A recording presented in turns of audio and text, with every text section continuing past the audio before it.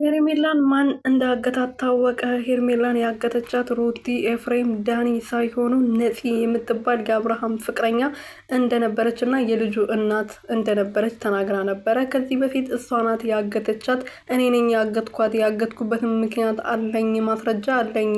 የሄርሜላን ማግኘት ከፈለክ ናና የእሷን ውርደትና ቅሌትም በደንብ ሰምተ በደንብ አይተ ትሄዳለህ። ስለዚህ ሄርሜላ ያለችበትን ይኸው በሚዲያ ነግሬያለሁ። መተ ሄርሜላ የምትባለዋ ሴትዮ ከነቅሌቷ መቀበል ትችላለህ ብላ ነፂ ተናግራለች። ሰላም ሰላም ቤተሰብ እንዴት ናችሁ? ደህና ናቸው ወይ? እና ያለው እግዚአብሔር ይመስገን። በያላችሁበት ሰላማችሁ ብዝት ትርፍርፍ ይበልልኝ። ሄርሜላ እንግዲህ እስከዛሬ ኤፍሬም፣ ሩቲ፣ ዳኒ ናቸው ያገቷት ብሎ ብዙ ሲወራ ነበረ። አብርሃም ከእንቅልፉ የነቃ ይመስለኛል። አሁን ነፂ እንግዲህ እስከዛሬ ድረስ የሄርሜላ ፋይል የሄርሜላ ልጅ እንዳላት ሁሉም ነገር ለአብርሃም እናገራለሁ ብላ ስትፎክር ግን አልተናገረችም። በመጨረሻም እንግዲህ ሄርሜላን አግታ እውነቱን እንድትናዘዝ ካደረገቻት በኋላ ወደ ሚዲያ መታ ተናግራለች ማለት ነው። ሄርሜላ እሷ ጋር እንዳለች ሄርሜላ ተገኝታለች። እንግዲህ ኪስ በምን አሽጓት ማለት ነው።